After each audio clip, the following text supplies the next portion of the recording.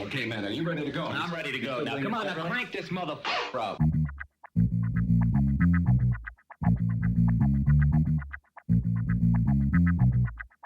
Break it down like this.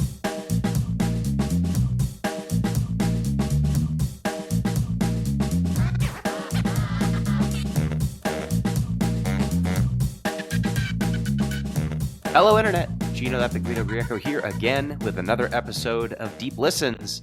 And today we have climbed through the jungles. We have gone over the dunes. We have snowboarded the snow. And we have hunted every monster and killed them all. For we have played Monster Hunter Rise. And we'll be discussing that game today. And I am joined, as always, by Pete Busby. Hi, Pete. Yay. Ready to talk about a game I had no experience with prior to this, and at least for a couple days after Gino mentioned it, I think I was thinking of Monster Rancher. So it was a nice surprise all around. This week's fun fact that's a pretty from... big swing, Monster Rancher to Monster Hunter. Yeah, I know.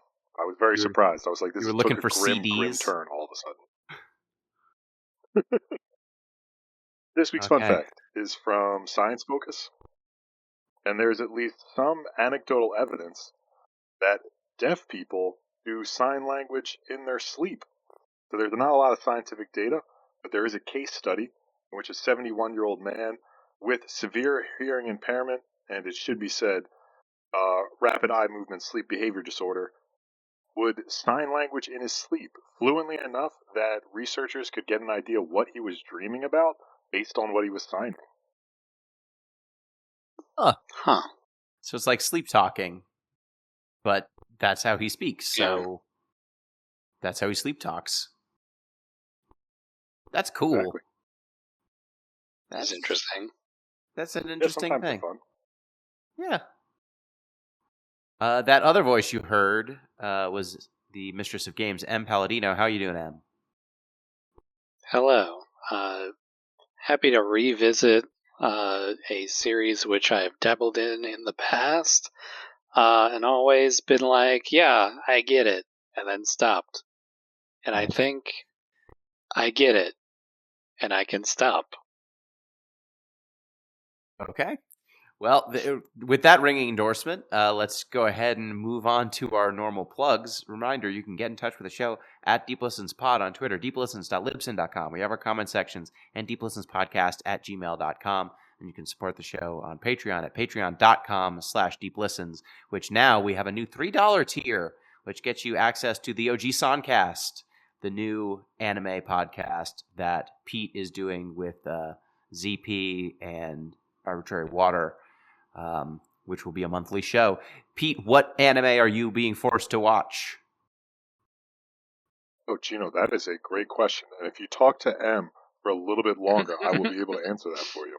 Ergo Proxy. That is the anime that you're being forced to watch. Would have gotten there eventually. Would have. I knew it was something proxy. I was just like, what is the crazy Latin they put in front of it? Yeah, so I take it then, have you watched any of it yet? Yes, I have. Despite my seeming ignorance, I have. Okay. Do you have It doesn't seem to have anything to do with the name. Well, does anime ever? No. Can you give the listeners a little tease of what that's about, like what you're thinking so far, in case they want to subscribe for the OG Soncast? Sure. This one's, I'd call it more frightening. Not necessarily frightening. Let's say more unsettling than the last one. A lot of very good eyeliner going on. And it's about robots and humans. So, it's right up my alley. Excellent. So, yeah, check that out. If you get on the Patreon, you can get access to that. At the $1 tier, you get access to the Discord. And that might get you on the Discord report. The Discord report. Boop-a-doop-a-doop-a-doop-a-doop. This week on the Discord, we had a watch party last night. We watched the I'm gonna say the wrong name. Ryan Gosling. That's The the Fall right Guy. name. The Fall Guy. Yes. I think That it was was pretty good. It was the extended yes. cut. We all watched the Peacock extended cut version. Yeah. The extended cut version was interesting. Because if you thought that there was not enough talking in the original cut version, there is too much talking in the extended cut version. If you wanted about 50% more talking, and if you wanted to see some side characters get killed, who Or you just have more didn't ever see scenes. again, Yeah. yeah, yep. Like there were multiple Um, characters who had larger roles in the original cut, and there Mhm. were whole action scenes that they cut out of the final movie. Yeah. There were flashbacks they cut out. There was a bunch of stuff that they cut, which I think probably served the movie well. But it was interesting to see, like, oh wow, that this was a lot of effort for something you didn't use. Mhm. There was a whole chase scene that just wasn't in the movie. So Yeah, they just cut I straight don't to know. the end of the chase, remove the whole Yeah, chase scene. cut for time. Yeah, but I think that by and large they made the right moves on those. Mhm. Anything else in the Discord?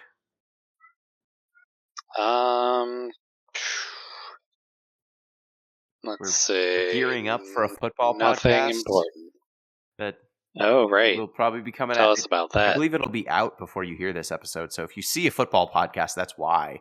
I'm doing I'm doing a balls deep esque football podcast with Borgmaster, friend of the show Borgmaster, who's occasionally on the Off the Deep End shows, and one of his friends, Tyler Redacted, and we're going to be discussing the NFL football because they both have fun stat obsessions.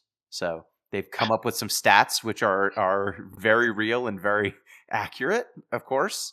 And we're going to be following along as the season goes on. It won't be an every week thing, and it'll always be a bonus. It's not going to replace one of the main shows, but you can look forward to an extra episode every couple weeks. What's the fun name that we have for this podcast? TBD. Do you have one? Damn it. Isn't there like something deep we can just spin off of deep listens to make it football related? Throw it deep, maybe. Ooh, throw it. Nailed it. There it is. Yep, there we Podcast go. Love that name. thought. We did that live. That's Let me lock it in. just 1 second.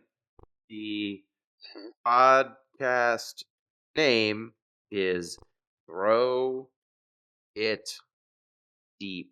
Okay, that's that. There we go. I've written it. Nailed it. Okay. So look out for that. I don't know Look out who's for going to that. be editing that because I haven't gotten it. Anyway, not my problem. Yay! That's what's it's going not on in you. the Discord. It's Borgmaster's editing it. Oh. But yeah, that's what's going on in the Discord. Oh, they said amateur hour.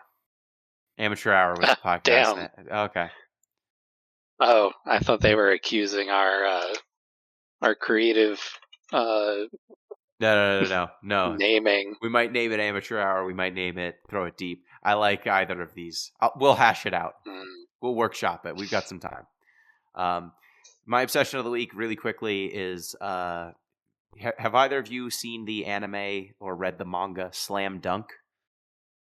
No. I assume it's a basketball material. It's basketball. Netflix released a movie, the first Slam Dunk. It is an animated film that is really good.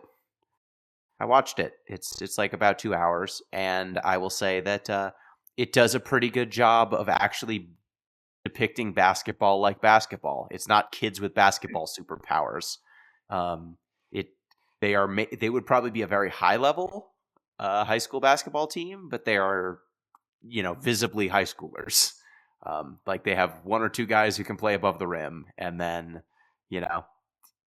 their bench is dog shit. And yeah, basically it tells the backstory of all these kids on this basketball team and has them playing against basically the national champions in a game, which I guess happens in the manga early on. So check it out. Is it about buckets, Gino? It is about buckets. It's about buckets, and it's also about camaraderie and coming together as a team. It's about finding out who you really are. It's about brotherhood. But yes, as with all things basketball, it has been and always will be about buckets. Good. But yeah, it's good. They've got a good Dennis Rodman stand-in. They've got a good Michael Jordan stand-in because this show was made in the 90s in like peak Bulls time. The original like manga. So they've got a tiny point guard who I would say is Allen Iverson-esque. He can't shoot, but he's good. He's got a good handle, and yeah, like only one player on the team could dribble. And they have like actual good like basketball tactics stuff happen in the movie, which I enjoyed. Like they deploy a full court press at one point, and they have to coach the kids on how to beat the full court press, which I liked. So yeah, it's a good, like the basketball looks right and the storytelling's good and the animation's immaculate. So check it out if you can. Without further ado, let's turn our attention to Monster Hunter Rise. What is Monster Hunter and why is it rising? Monster Hunter is a game where you hunt monsters. Why it's rising. End of podcast. The end. Why it is rising. I actually don't know why it's rising. I think the monsters are uprising. I think that's what's... Oh, okay. Well, they're rampaging. They should call it like Monster Hunter Rampage or something, and then Rampage is a different game. That would probably... Is it? Yeah. Oh, right. Starring Dwayne The Rock But it's Johnson. not a Monster Hunter game, so they could use it. That's true. That's all I'm saying. This is the... When did this game come out? Monster Hunter Rise. Future M, cut this for time later. This came out in 2021. It has its last update in 2023 with a Sun... What is it called? Sun something DLC? We didn't play the DLC, so I don't know. An important thing about this game is it came out on Switch, did it not? It did. The last update was Sunbreak, which was in June of 2023. This is on all of the systems, but it was on Switch first. And I played it on the computer, so... Yeah, so that's kind of a giveaway, is that this game was compatible with the Switch, which means that its overall, let's say, scope, graphically and game design-wise, is limited by the fact that it was designed with the Switch in mind. So the game it's about hunting monsters, but you've got one hub world. The hub world has like 3 areas in it. And then you're going to the same handful of environments to hunt monsters over and over and over again. And those environments are not very big.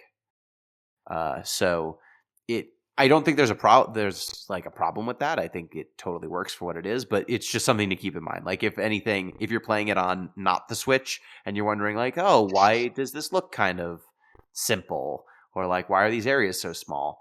It's because it's on the Switch. They had to make it for the Switch, so that explains some of it. Pete, as someone who has you have never touched Monster Hunter before, correct? Yes, it was my first experience at all with the franchise. Okay. How did you find controlling your character? What did I find controlling my character?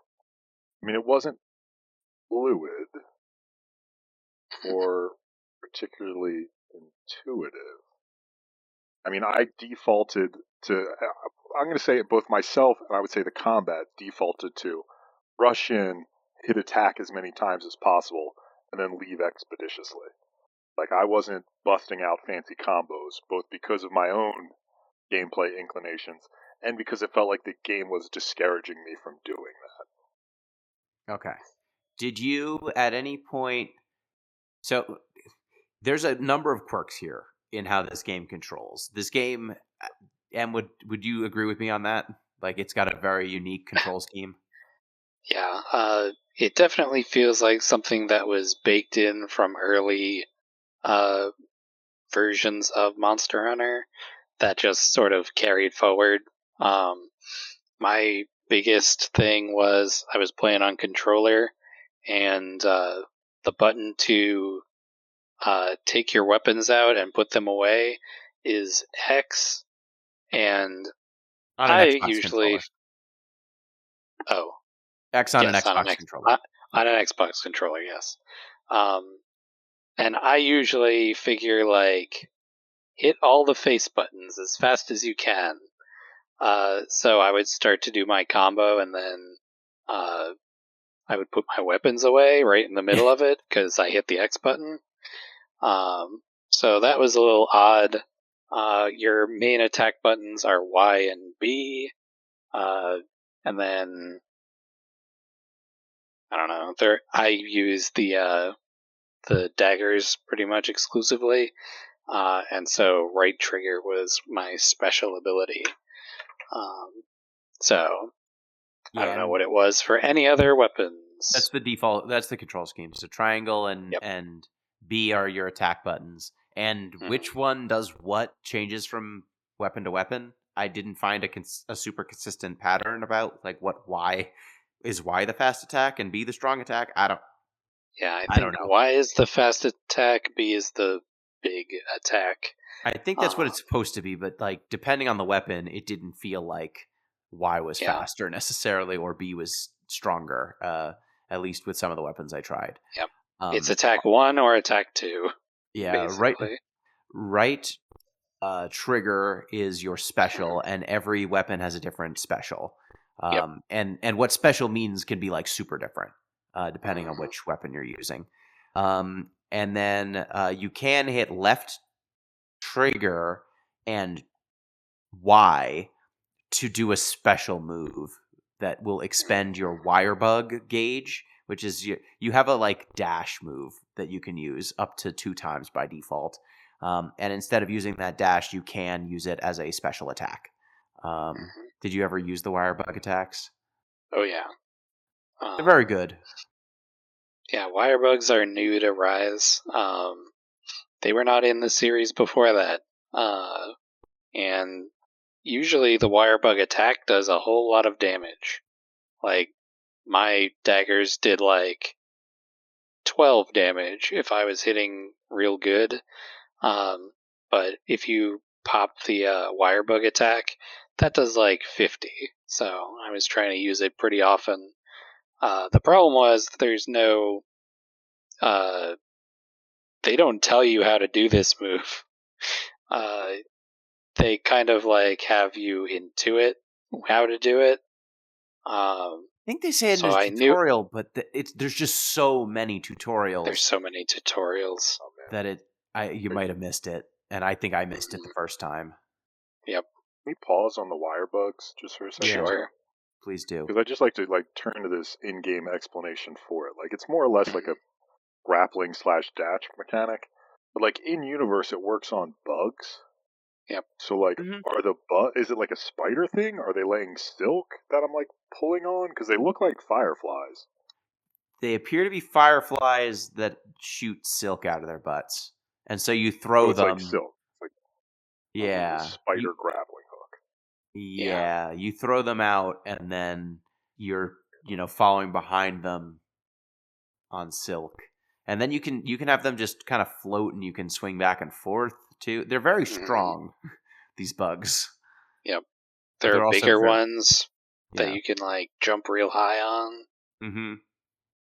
It's Look, weird. the physics of it don't make a lot of sense, but that's fine because it's Monster Hunter. Yeah. I mean, they have the ability to restrain like the largest dragons in this world with like 3 of them. And I'm like, how did these bugs get so strong, and why are they not terrorizing us? Why can I catch them so easily when I need a third jump? Yeah. Because we have tamed them and made them servants, maybe. Yeah, there's no explanation for how this works on the Monster Hunter Rise wiki.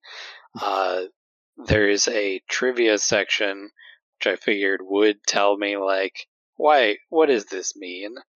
Why are these the way that it works? Nothing in there. So it says shut up. It's a dash mechanic. It says shh, shh. Nano machines.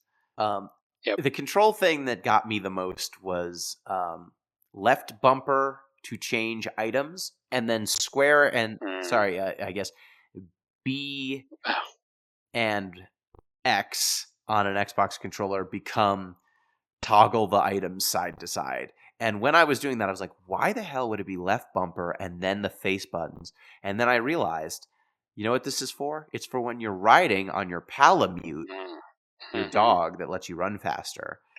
When you're running, holding right bumper, you can then use the face buttons to toggle your items without letting up on the run button. So you can engage all fingers at once, which is a lunatic's way of making a control scheme. Do we have to do ZP's usual bit? Do ZP's bit. Say it. Otherwise, he'll write in. So, yes, of course. We might be summoning him just by saying this. We'll see. I'm surprised he didn't enter the chat as soon as I mentioned it. Back in the day, Monster Hunter was on the PSP. That was, I think, the first Monster Hunter game, and the control scheme, you had to sort of arrange your fingers in a certain way that you like make a claw shape so you can like touch all the buttons at once. So yes. No, so important thing for those who have not seen a PSP recently, it only had one analog stick. So yes. the camera controls were on the D-pad. And it was under the directional buttons. So you had to have your thumb on the like directional pad. No, your forefinger on the directional pad, and then your thumb on the D-pad. I don't know. Yeah, so just if you want to picture it doesn't quite make sense. How they played with the claw, make the letter C with your index finger and your thumb. That's how these people played. Was with their hand permanently like this, so that they could manipulate the camera and move at the same time. Because this game does not have lock-on targeting. It was a dark time. It was a dark time, and Pete, they would basically do during this. What did QA do during this? Well, it was Capcom, so what was the QA process? They were like, "He looks good." So what people have extra fingers now, right? Yeah. So apparently you can press a bumper to get the camera to just position behind where your character's facing. But as you can see by controlling this game, your character doesn't always face the way you want them to. So moving the camera that way also seems problematic. They both seem bad. But like, imagine using your index finger like to press. It had to press left and right. So, like, you would tilt your index finger, you would, like, wedge it side to side to wiggle the camera. I think what they thought was this game is so slow that you would be able to stop and move the camera, and you would, operate like a tank. You would move, and then you would stop and pivot and move and pivot, and it would be fine. It's not fine. It wasn't fine. There were a rash of carpal tunnel in Japan when this game was popular because of people playing this on the train. And Pete, we can get to a question I think you were going to have for later. Why do people play this? What's the appeal of that's this a game? question I definitely have. What's the appeal? I'd also like to say, good news is carpal tunnel surgery, relatively a very simple surgery, so easy. Yep. Oh, great. Well, the reason They've worked it out. This game became popular was train commutes in Japan. That's the reason. Is that on And train the 50-minute missions line up perfectly? Well, pretty much exactly, yes. Yeah, so like the missions range from 5 minutes to 50 minutes, and you could probably do 1 or 2 missions on a train. And this game also had local multiplayer, so you could play with someone else on the train over kind of local Wi-Fi. PSPs could do system-to-system communication wirelessly, so you could get a Monster Hunter crew together on your train ride, kill a monster, and then everyone leaves. So that is what this game was for, basically. That is how the franchise came to be so prominent, was just train rides. And that's why it was basically not popular until Rise in the US. It had a niche following, but didn't really break out until Rise. So the controls, I feel, in this game, I think Metal Gear Solid is a pretty good analog to this, where a Japanese company made a control scheme based on an old weird console before people figured out modern control schemes, and then as other systems and other games modernized their controls and kind of homogenized onto a single control scheme that felt good, this game just decided to kind of stubbornly stay with what it had, because their audience is already used to it. So, like, similar to how Metal Gear is just, it controls like Metal Gear. It doesn't control like a shooter. It doesn't control like a third-person shooter. It controls like itself. Monster Hunter is kind of the same deal. Em, did you find that choice interesting? Like, just kind of acting like the rest of the world doesn't exist when it comes to controls. I mean, this is a series that's been going on for quite a while. I don't know when the first Monster Hunter game Almost 20 years came out. at this point. Yeah, it's gotta be, like, let's say, Monster Hunter released on the PlayStation 2 in 2004. So it's been a while. It's baked in for 15 years when this game released. So people who are in the Monster Hunter mindset, they probably had no problem diving into this one. People who don't know Monster Hunter, it's unlike most things that we've experienced on the podcast, I think. Very different from... This reminds me of one of my favorite tweets. So I'm going to go ahead Yes. and read it because I think it's funny. This is from an account called Haddock, Hatok. I know nothing about this person, so if the rest of their tweets are horrible, don't blame me. I'm not endorsing them. But they had an interesting take on Nintendo and just gamers in general, and I think it rang very true. Here's the tweet. If Nintendo released a controller where razor blades popped out for half a second every time you made Mario jump, 2 generations later, people would be asking, where's the razor blade? I think that's this mindset in a nutshell. Mm-hmm. Yeah. Yep. I miss the razor blades. Razor blades were really skill testing. They've made things too easy for people. Exactly. Yeah, you had to just avoid them whenever you push the button to pop them out. It's a skill issue. Look, if you made a Clearly. mistake and the razor blades cut you, that was on you.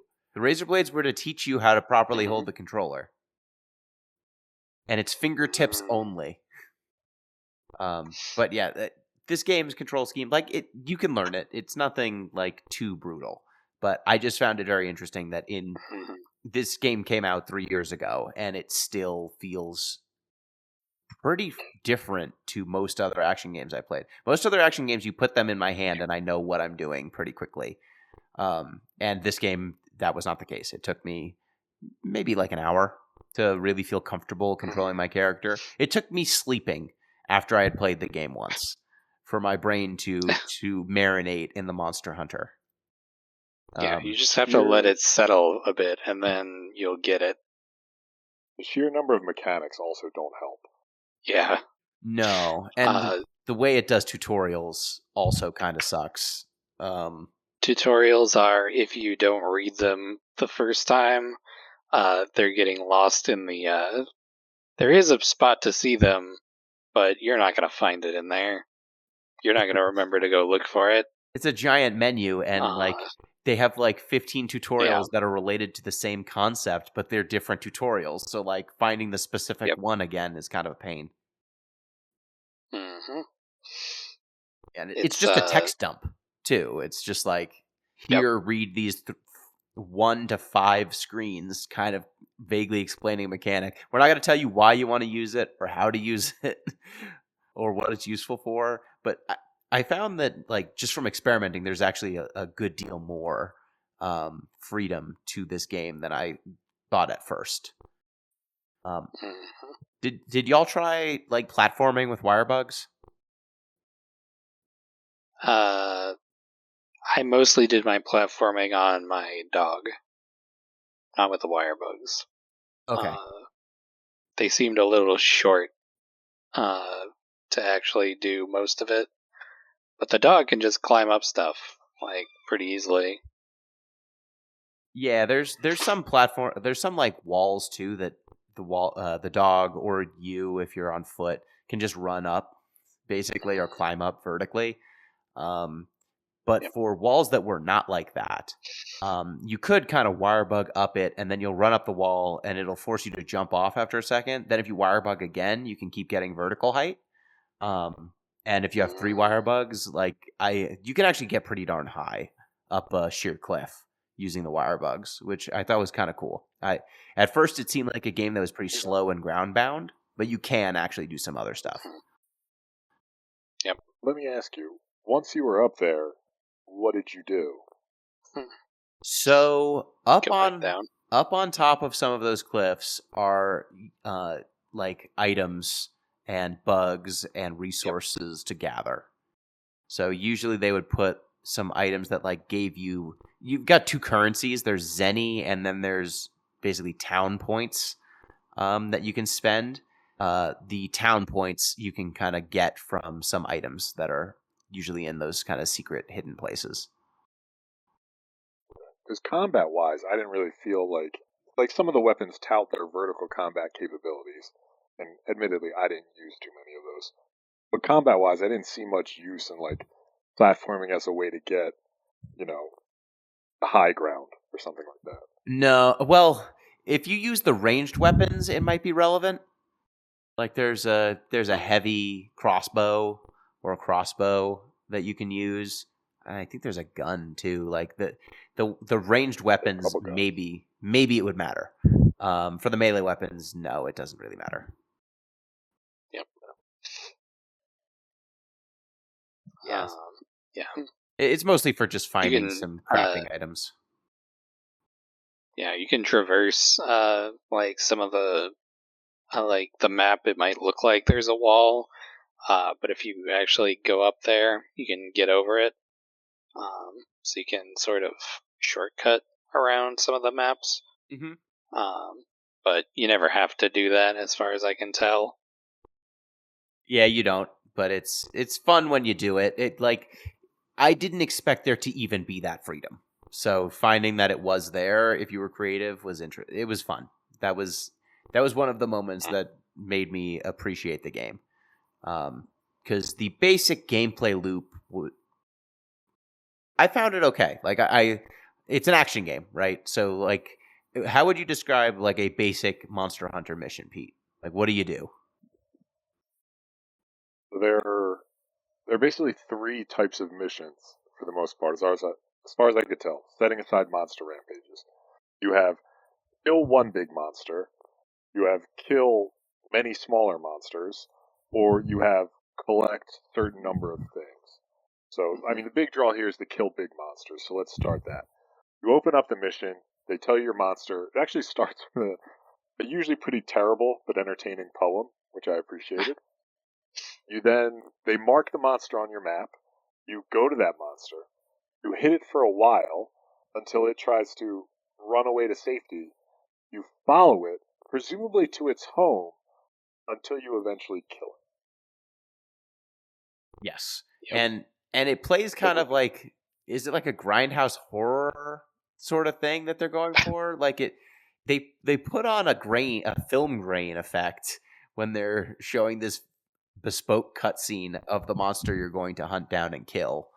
I think that they're going for grindhouse. I think. I don't know what the intent is. Yeah, I was trying to figure out the rhyme scheme of the poem because it's very self-consciously like an ancient Japanese village. So I was like, they're not haikus, and I can't pick up on any sort of syllable pattern.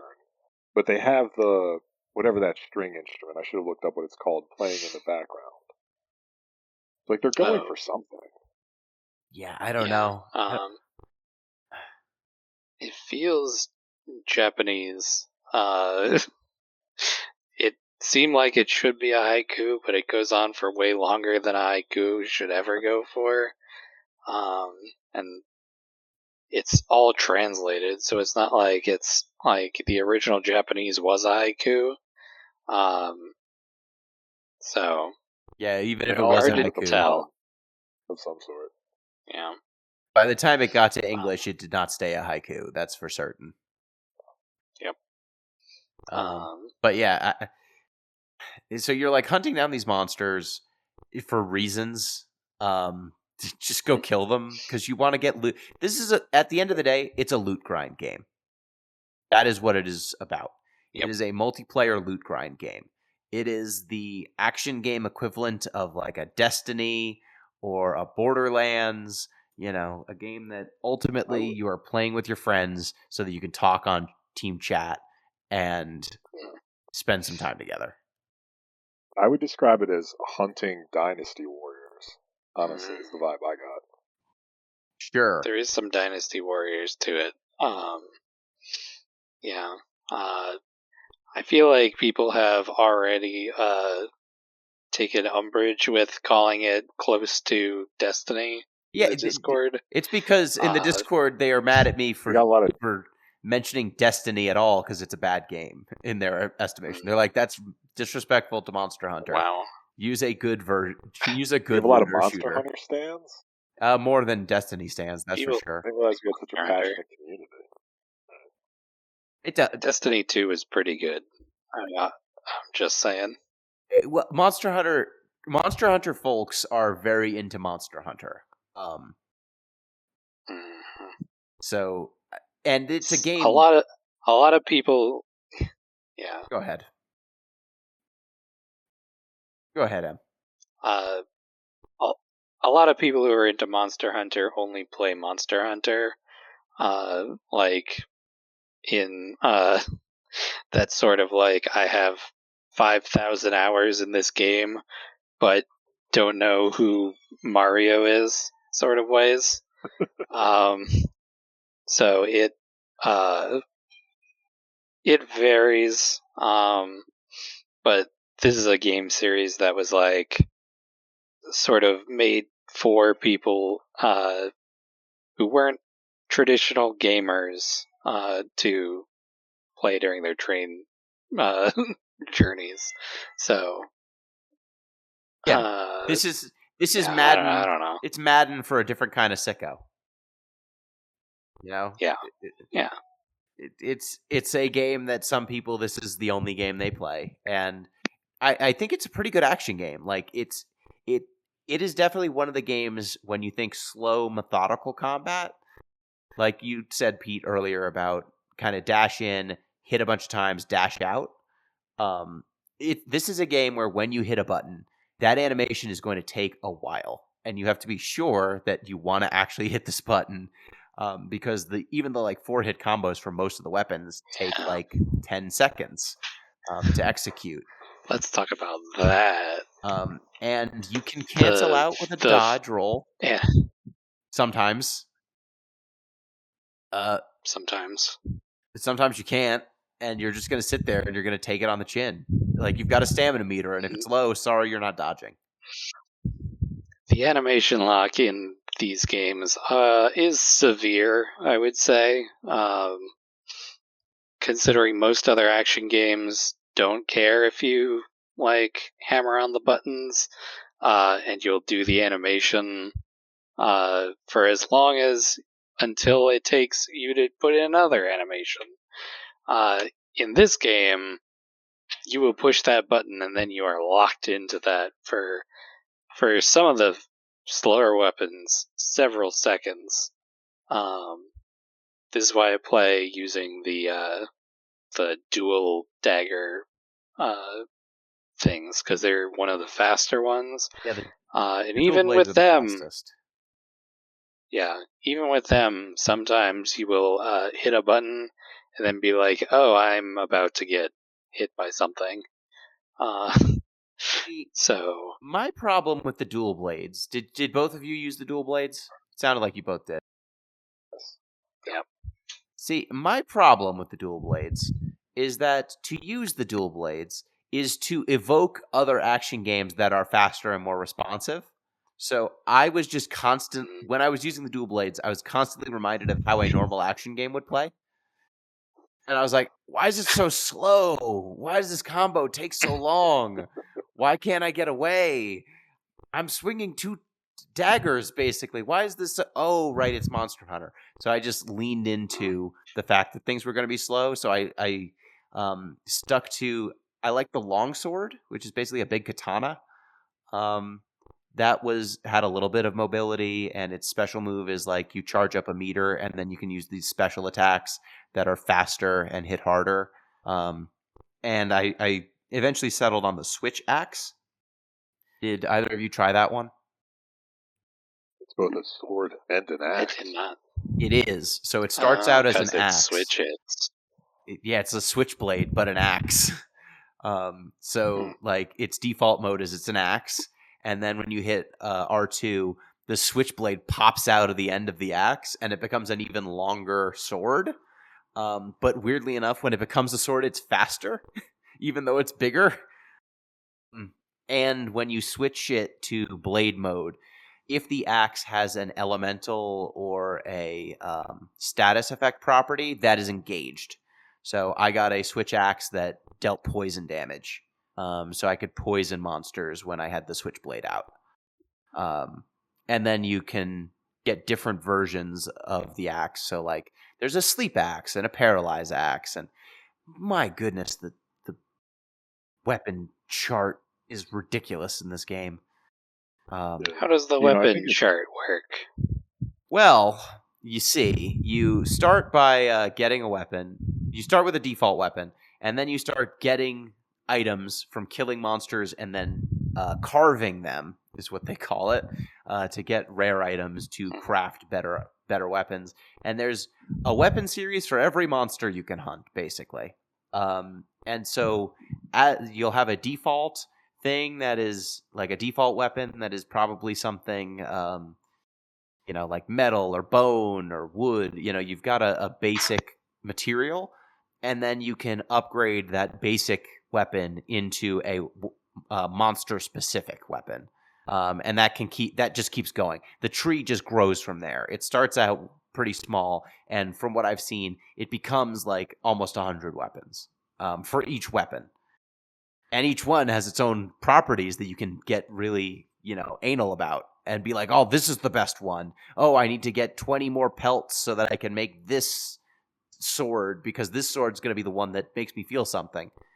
And that's the game, right? Like the game is to keep grinding the rare materials so that you can get the exact loadout and kit that you want. Because you're crafting weapons, you're crafting armor. You can upgrade the armor. You can upgrade the weapons. It's, you just keep grinding. You want to just keep doing the missions over and over and over again. And there's nothing wrong. I'm not nothing to disparage, but this is the sort of game it is, right? It's a grind loop game. And Gino, I think it's fair to say that like in picking a larger and slower weapon, you're engaging with Monster Hunter in the way it wants you to. Because there's like a surprising depth of strategy to this monster combat. Like, you need to juggle your elemental affinity, you need to worry about your weapon sharpness, and sharpen it every once in a while if you need to. You need to worry about where you're hitting the monster. Like, you can get bonus damage for arms, legs, tails, what have you. Like, you'll also have like other monsters you can bring into the fight. You got your Palamute and your other Palico. cat friend. Alico, thank you. Oh man, that is so dumb. There's a lot of stuff you have to juggle at once. It wants you to think about each hit. I just didn't want to do that. Yeah, it wants you to be Yeah, like, that's fair. I need to hit this thing on its wings so that I can break its wings, because if I break its wings, I get more drops than I do if I didn't break its wings. Or like, I need to cut its tail off because cutting its tail off has a 1 in 20 chance of dropping a tail item that I need for my sweet hat that I'm trying to make. And this is a multiplayer. Like, this game is meant to be played multiplayer most of the time. I think for all of us, because we are playing this so late, the low-level content, there was no one playing anymore. There was no ability for us to really play multiplayer unless we were going to find each other, which we weren't able to do because we were on different consoles. So, like, you know, doing basically boss runs with your friends so that you can get sweet weapons, there's an appeal to that, right? Like, MMOs exist because there's an appeal to this sort of thing. It's like an MMO for someone who doesn't want to play an MMO, at least in combat terms. Em, do you think that's fair as someone, the person on this podcast who played the most MMOs? I want to play an MMO. It does feel a lot like I don't know what comparable MMO there is to this. I would say probably the closest one is Destiny, actually, now that I'm thinking about it. Where it's like, go out, do a mission for like 20 minutes, come back to your hub, do some stuff around there, upgrade your stuff, collect whatever loot you can off the monsters, and then use that to upgrade your armor and weapons. It's very much like that sort of game loop that is appealing for, for people who want to just like quickly play like a short thing. It's good for people who want to be like flexing all the sweet loot they got. Yeah, it's appealing to a very particular type of player, I think. Bet if Billy was still a co-host on this show, he would have lost his shit about this game. Oh my god, Billy would love this game. I bet game. he already plays Monster Hunter. I bet he's playing it right now. That's the sort of person, right? Yeah, we should ask his thoughts.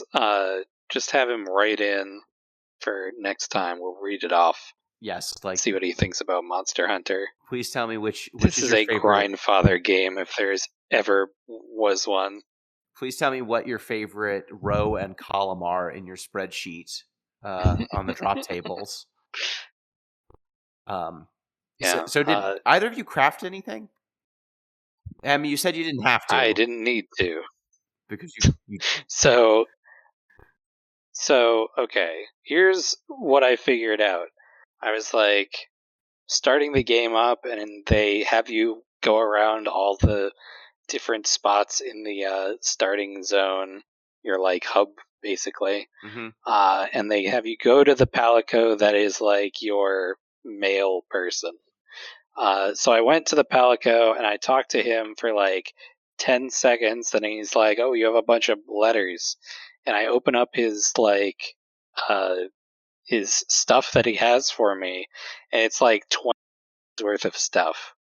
And what I figured out is, because I installed this on Game Pass, it comes with the expansion. Okay. So I basically had weapons and armor that are made for the Sunbreak expansion.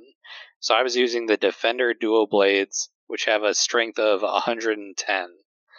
I don't know what your weapons started at, but my stuff at the point that I played it up to was only like 90. So I was like, I'm just going to keep using these because they seem better. I did have the defender weapons. I did have the defenders. I just didn't use them because. So my reason was, as someone who was using the dual axe, the switch axe, I was able to craft an axe that had the same damage output as the defender axe, but the axe I had a poison status effect, and the defender axe had no elemental or status effect properties. So I crafted an axe that was comparable. Yeah, and then I had the black belt equipment, like the armor, and that seemed pretty good. It was higher than everything I could make. So I dabbled with the weapon trees and stuff, but because I was so far beyond whatever I could have made at this point in the game, I didn't need to craft anything really. Did you try making anything? So there's a dango system where you can go make dango. Which, Pete, are you familiar with dango? Dango? I mean, I am from the game. Is that a thing in real life too? Yeah. Yeah, it's a Japanese, almost like a mochi. Yep. That's what it looks like. Yeah, so yeah, go ahead, Em. Yeah, it's like a dumpling with rice flour. And they're as they are in the game, they're on a stick. There's 3 balls. They do red bean paste. It's pretty good. Yeah, I've seen anime. I've seen the balls on sticks. You know the things. Yeah. For those who don't know, it is a real thing. And in the game, that's your get boost before going on a hunt thing. So it gives you extra health, stamina, and it has a chance of activating a bonus effect. It depends. Yeah. It's it can make you harder to get knocked down, which is what I like to do. It can give you bonuses for if your guys go down, they'll get up if you eat certain dango. I don't know how that works, but sure. Which ones did you like? There was one that I think let me sharpen my weapon faster. I like that one. That's a good one. I like the not getting knocked down one, and there was one that sharpen a lot in this game. Yeah, there was one that made my companions get more experience, and I was like, I'll do that one because I'd like my Palico and Palamute to be better. Yep. So, you should always do it. One of the things that Monster Hunter fans are hardcore about, they want to see the animation where the Palicos make food. I've played Monster Hunter World, and they go really in depth for some of those crafting food cutscenes, which is interesting. Yeah, I mean, there's animations for the monsters, animations for your character, and other than that, there's not that much going on, right? So you got to put some cutscene heft somewhere. I did engage with the crafting system somewhat. I mean, like Gino, you said, you could scroll through menus all day just picking your weapons. I decided early on I wasn't going to do that. The one thing Monster Hunter Rise does that I really like is you can basically just bookmark craft upgrades you want to do, and it'll just tell you once you have the materials. So I would just bookmark a couple I wanted, wait until I got hey, you got the stuff note, and then just build those. And I was like, I'm ignoring all other parts of this type chart because I'm not going to compare all these numbers to find out what my optimal loadout is. Yeah, and I think that's a little bit of convenience.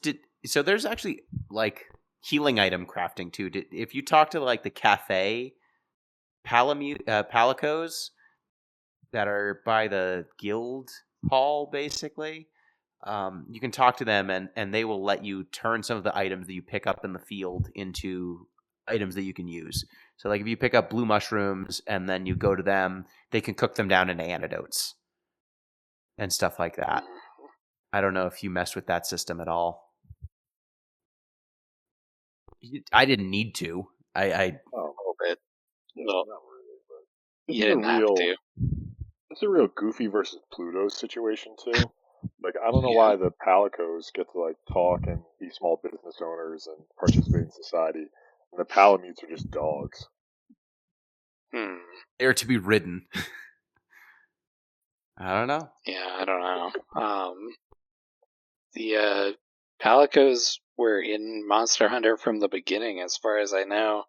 But the Palamutes aren't new to this one, I think. So the So I guess Palamutes, they're not like evolved yet.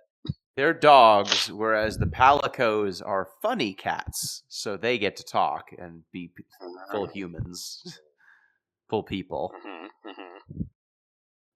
Maybe one day, if the Palamutes work hard enough, they too can talk, but not yet.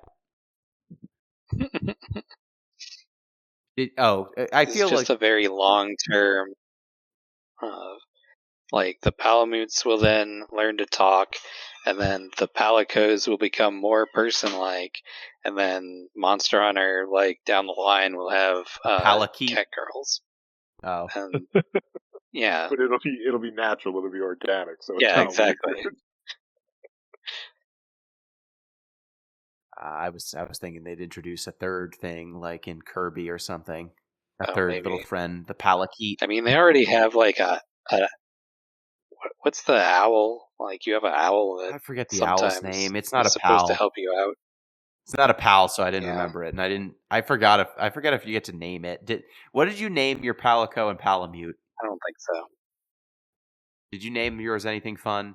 I named mine the same thing I call all dogs, which is Yeah. dog. Very creative. What was your cat? Was it cat? Yeah. Did Yeah. you? Not named a Okay. pattern. Huh.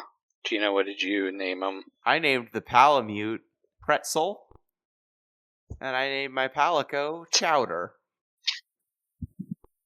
Aw. And I named my main character I named Gundarella.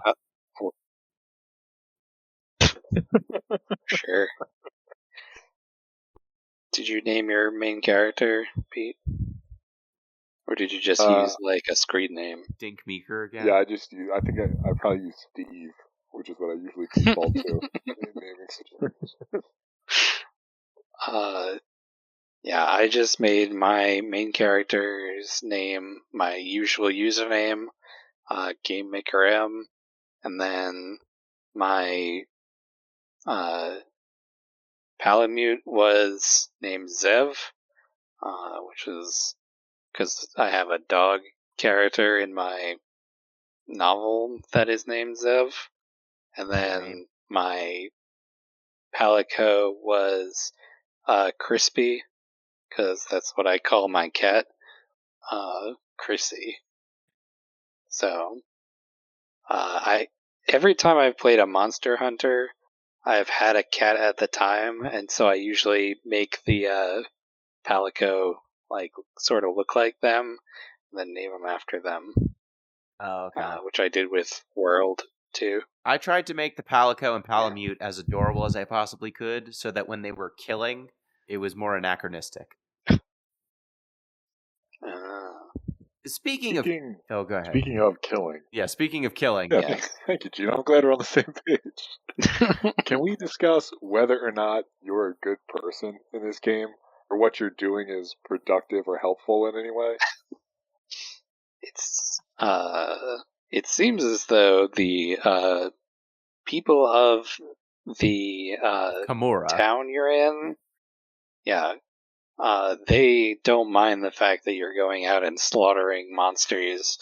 Like, you go out for 15 minutes and then you come back and you've killed a monster. Which seems like it would be really bad for the environment. but nobody ever makes any mention of that. Although there is a rampage that's going to happen, so maybe the monsters are sick of it. Yeah. I get the rampage. I can see why we need to stop the rampage. But even in most of the poems beforehand, where they're presenting the monsters as these terrible forces of nature, they're just doing animal stuff. You know? Yeah, they're hunting just their prey. They're eating other animals. That's just what they do. Yep. Yeah, I would say so. Uh, I fought against a monster that looked like a stork. It was like a fancy, graceful stork. And you can break that You thing's murdered it. wings and its head. And as you are damaging it, its wings become less functional.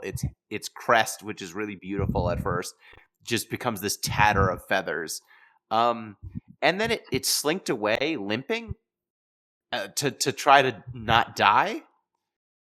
And I was just like, what do we do? What? I think that the monsters are the coolest part of this game. I think the monster designs are the coolest thing in this. And the fact that they all ultimately are things that you were just preying upon made me feel like I was a big game hunter shooting rhinos for their tusks. And that's what you're doing. You're just kill it. Hey, go kill that elephant for its ivory, so that you can make an ivory sword. Because an ivory sword's way cooler than your metal sword.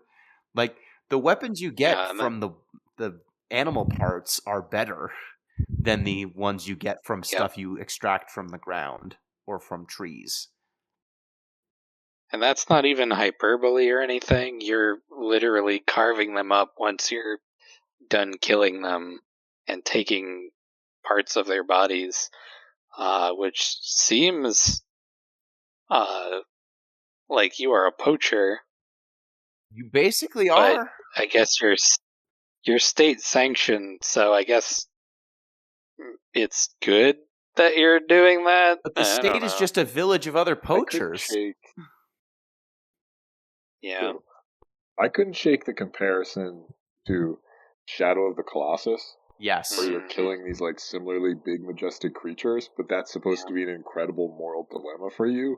Where here it's just kick ass, keep doing what you're doing. Hell yeah. Yeah, and awesome. And I went to a zoo today in preparation for this podcast. And let me tell you, at the level of journalism we bring you. Zoos are they're at this point very upfront about, hey, here's this animal that we have here. It's one of X amount left in the world because jerks killed them for their pelts, horns, bones. It varies from animal to animal what they were getting killed for.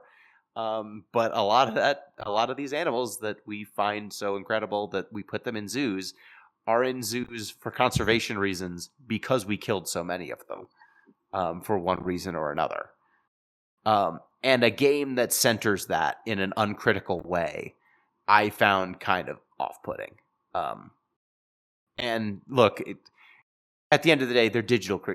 There's no actual harm here, right? These are digital creatures, but in a what is this game trying to say, right? What is the argument that it's making? I can't turn off the part of my brain where the fact that you're basically just a fancy poacher is the game, because the story's nonsense. It's barely there, right? This is not a game series that people go to for the story, shall we say. No, and it doesn't try to tell a story for large stretches of it. I just found it, some parts of it kind of off-putting. And, regardless of how the game plays or anything like that, I would rather play Shadow of the Colossus because it actually has something to say about doing violence to something majestic. Whereas this is just nah, it's cool. Did either of you fight the platypus sumo wrestler thing? Platypus sumo wrestler. It's like a platypus. It's like a turtle, kinda. Crocodile, but also it does wrestling moves. Yeah, I fought it once. So, like, when you kill that thing, you could make like a cool hat with goggles, and the goggles, I assume, are made of its flesh somehow. And I'm just like, why? Like, that's cool fashion, I guess, but also that was a living thing. It's what if like all of your fashion was leather and mink coats and stuff? Like even the stuff that looks like it should be plastic is in fact bone and tusk. And Is this the Tetranodon? yeah, did either of Yeah. you fight the like naked mole dragon? Naked mold, right? Is what I would describe it. It's got a long. It's this giant white eyeless. Basically, it looks like a dragon or a wyvern or something. Oh yeah. I fought that thing. A super long It's neck. got lightning powers. And too, it's got lightning powers. Yeah. Yeah, and if you kill that thing and skin it, like the armor and stuff you can make out of it looks like it's rubber, basically. But it's that thing's skin. Uh-huh. And there was something off-putting about that. And as that thing was dying, like, it's got very white skin, and as you damaged it more, the blood was exposed underneath. So it looked like it was, like you had hit a hammer on your finger or something. Like, I think there's a story you could tell here, right? mm-hmm. Or you could be like, look, like this is like the I don't want to phrase this. Like, again, this is like very pop culture. I know nothing about Native American history, so forgive me. But you could tell a version of like relationship, presumably between the Native American and the buffalo, right? Where like use every part, that sort of narrative. Where this becomes like a story of responsible hunting, and then like giving veneration to the animal you're slaying, hunting. But one, there's no indication that any of that is going along for any of these huntings, and two, most of the creatures presented in Monster Hunter are presented as ones of one. Like, this is the thing, right? Especially the further you get into the game. I mean, you basically just extincted a species, took like 3 things from it, and made a nice hat. Yeah. And not to mention, like, the small monsters, some of which, when you start attacking them, run away. Yeah. Like, I got a quest to kill some sort of woolly mammoth-looking thing, to cut out their tongues, because their tongues are fun to eat. And they only appear in groups of 2 or 3 with, like, a large one, a medium-sized one, and a baby. And if you attack any of them, the ones families. Yeah, Cool. the ones that you didn't attack will run away, except if you kill the mom, then the baby comes to where the mom was, which makes the baby really easy to kill. At least that's what happened for me. If I attacked the mom, the dad would run away, and the baby would come towards the mom. And I was like, what are we doing here? What? It doesn't feel good. And that delicious, delicious tongue. And it's not like, oh, we really need its pelt if the winter is coming. It's like, no, we want its tongues because they're basically bubble gum in this universe.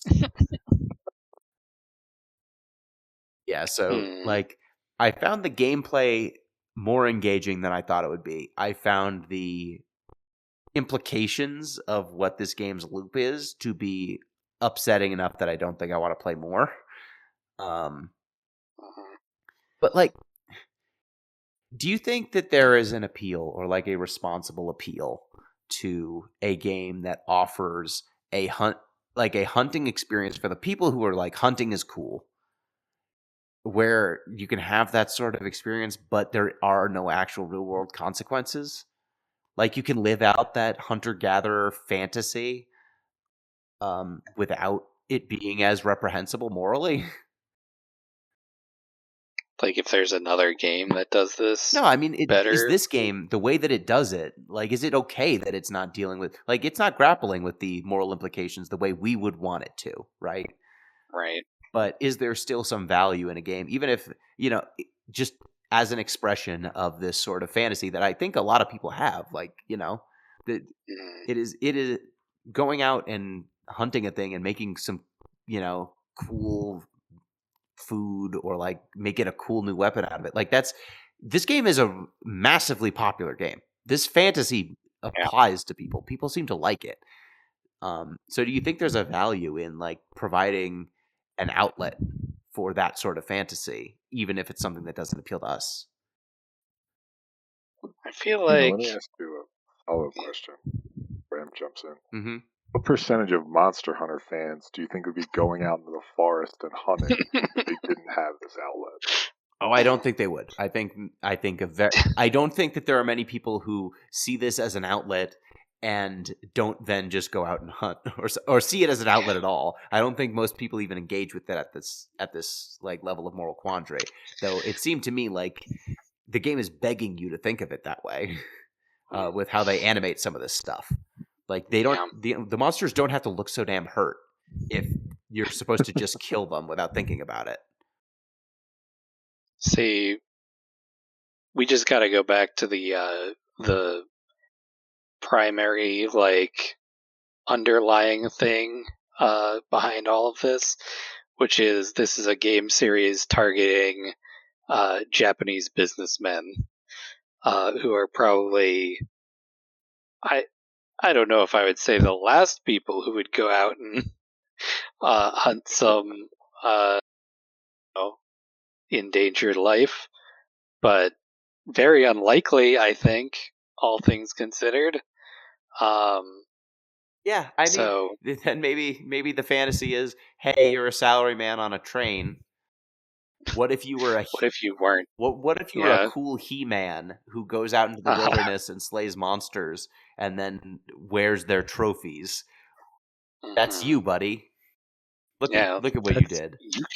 You can be that for 15 minutes a day while you're riding the train. I think there's a reason too. Like it's this game and it's not Big Buck Hunter. Like we have Big Buck Hunter, but like even if you added the same gameplay loop of like, ooh, check out all the cool loot you can get, I don't think it would be as popular. No, you think it's a little too real in it's a little too on the nose. Yeah. Big Game Hunter. Yeah, I feel like. Hold on, write that one down. Buck Hunter, but craft. But crafting. Yeah, but crafting. I wasn't able to kill the stags with one shot until I made the the antler gun. And then with 3 antler guns, I was able to get a one shot. Damn, that's crazy. Yeah, I don't know. It's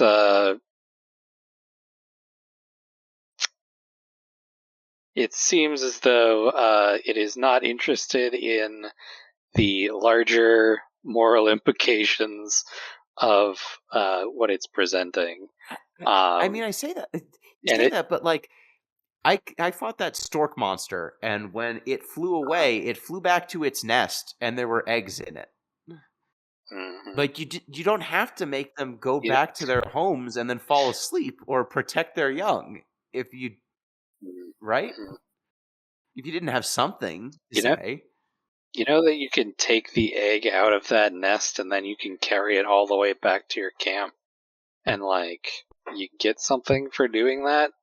That seems also fucked up, is all I was gonna say about that. I never successfully got it because it's heavy and you have to carry it. But it's a real just pain. the fact that it was an option, yeah, seems, questionable. Yeah, it's But weird. yeah, Like I don't know if they just added that extra level of detail to make to make you feel bad about the violence, or to make it like, no, we need it to be more authentic. No, that it does seem very concerned about having it be like, you can have the response of like, if a monster goes to somewhere where there are other smaller monsters, he will like chase them off, and it has that sort of responsiveness. And when it sees another bigger monster, they will start to fight. So I feel like it's a question of authenticity to them. Yeah, could be. As opposed to like, is there a moral question here? Yeah, it could be. Any other thought? I mean, we didn't talk about the Rampage missions at all that much. Like, it's kind of, those are a little bit different. It's like a tower defense-y sort of thing. Tower defense interlude. Yeah, they're fine. Yep.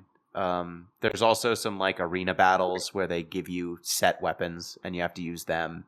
And you just fight a monster in an arena for sport. Which, Huh. Mm-hmm. yep.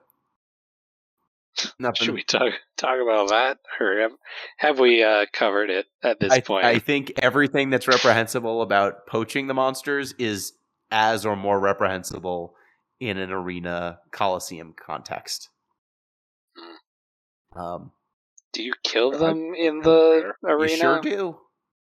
And then you can skin them. Cool. Which also, like, did you know you can capture the monsters alive? Yes. Yeah. It's I don't hard. think the game ever told me how to do it. Yeah. You need, like, certain equipment in order to do it. Yeah, you need traps and you need to put them to sleep, or stun them or something. But it's. Do you think killing them is the morally correct choice or capturing them, given what we know about this society? Because that's how they're just going to end up in the arena if you capture them. That's how they end up in the arena, right? Yeah. I don't think there's a winner here. This seems like a lose-lose situation.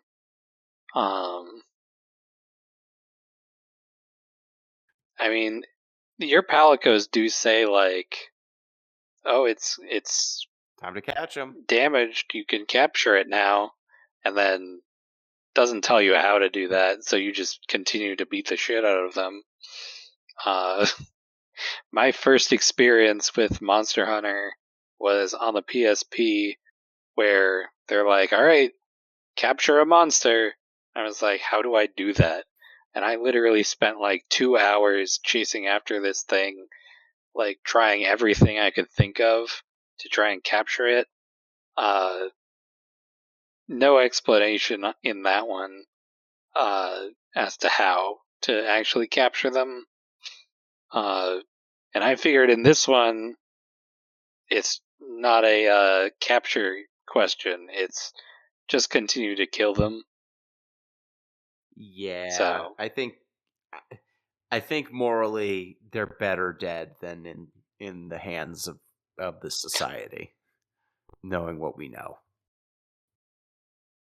But it's probably the only moral thing to do in Monster Hunter is to never accept the first mission.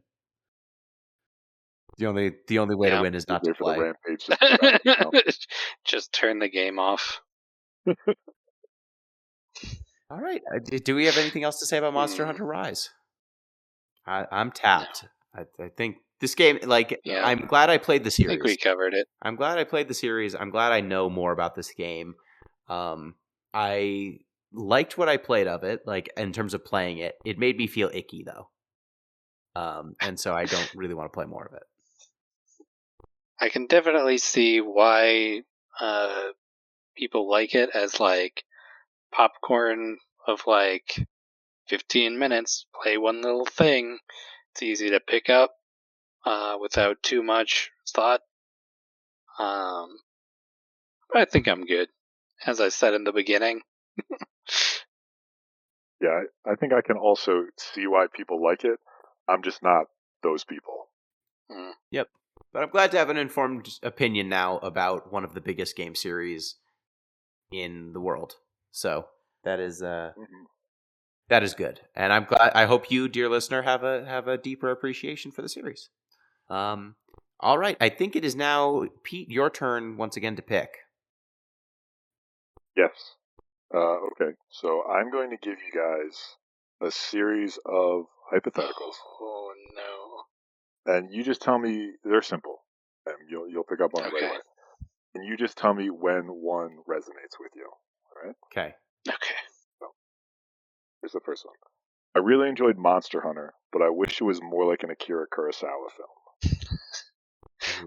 Okay. Like I said, stop me whenever you hear one that you like. I really liked Monster Hunter, but I wish it was significantly cheaper and had more to say about the COVID Okay. I'm looking through my bookmarks. It's just the first thing that's coming to my mind for these games. I really enjoyed Monster Hunter, but I wish it had to do with saving society from a violent version of zombie Sims. I really liked Monster Hunter. Yet there are no second chances. Okay. I really liked Monster Hunter, but I really wish the story hadn't gotten in the way of the gameplay so much. I really liked Certainly not that one. I really liked Monster Hunter, but I wish it had more Scott Pilgrim versus the World vibes. Wait, hold on. I like that one. I kind of like the there's only one more, so I might as well Okay. do the last one. I really liked Monster Hunter, but I wish there was more interior design and organizing involved. There is So, some. there's some. Did you ever fool around with your room? There's some interior design on this. I did for like 2 seconds. This Monster Hunter. And then was like, Yeah. That really grabbed you. Your chance. The COVID pandemic one sounded interesting to me. That one's Or the Scott Pilgrim pretty one. funny. Or what was the first one? Monster Hunter. But Akira Akira Kurosawa. Kurosawa film. Those Yeah, three. Kurosawa. One of those three sounds appealing to me. I'm really curious about the Akira Kurosawa Monster Hunter. Oh, none of them have anything to do with Monster Hunter. Oh. Yeah. The Monster Hunter aspect is we just played Monster Hunter. Yeah, that's the only relevance. Oh. Gotcha. Damn it, that would have been very funny Alright, if it's so- just like, well, I got to get the big axe so that I can pop the COVID in the head for critical damage. Yeah. Mm-hmm. It's Osmosis Jones, but he's wielding a giant stupid sword in your nasal cavity. Yeah, the movie's like 70 minutes long. That's appropriate. Like Space Jam. Yeah. Alright, which one of these are we gonna pick? Gino, do you have a preference? I narrowed it down to 3. You pick It's- from here. Oh god, what did you narrow it down Akira to? Kurosawa, Monster You did Hunter, Akira Kurosawa, COVID Monster COVID, Hunter, and or Scott Pilgrim. Scott Pilgrim Monster Hunter. Take the Monster Hunter out of it. It's not Monster Hunter related. Akira Kurosawa. Alright, we are going to play Trek to Yomi. Huh. Trek to Yomi, Y-O-M-I. To Yomi. Came out in May 2022, so Ooh. more recent than our usual picks, I guess.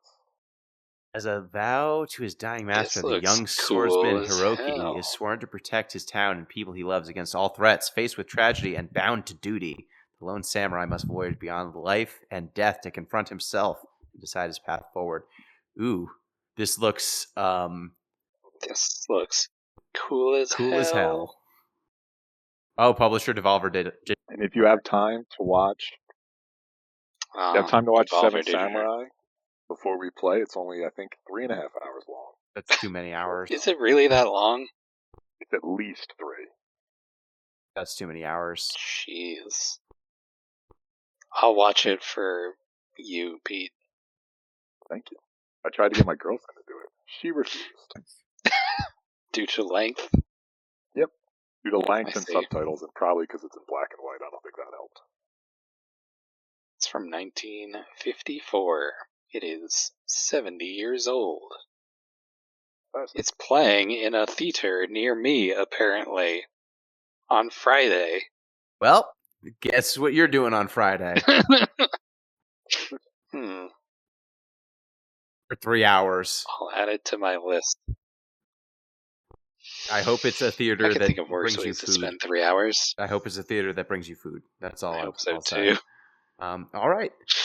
Hmm. Well, that was Monster Hunter Rise. Next up, we're playing Trek to Yomi. Reminder, if you want to get in touch with the show, you can do so at DeepListensPod on Twitter, deeplistens.libsyn.com. We have our comment sections and deeplistenspodcast@gmail.com. And you can support the show on patreon.com/deeplistens. Thank you, M. Thank you. 7 Samurai is 3 hours and 27 minutes. Not supposed. I'm sure it'll be fine. Thank you, Pete. Interesting game to play. And if you don't want to watch all of Seven Samurai, you could watch the Magnificent Seven, and it's pretty similar. You could watch some Star Wars episodes of Clone Wars and The Mandalorian, who also do Seven Samurai, but in about 30 minutes. So It keeps getting shorter. yeah, I need can I get like a 15-second TikTok of Seven Samurai? we could probably do that. Nobody does it. Okay, good. All right. Well, thank you, dear listeners. Till next time. Peace.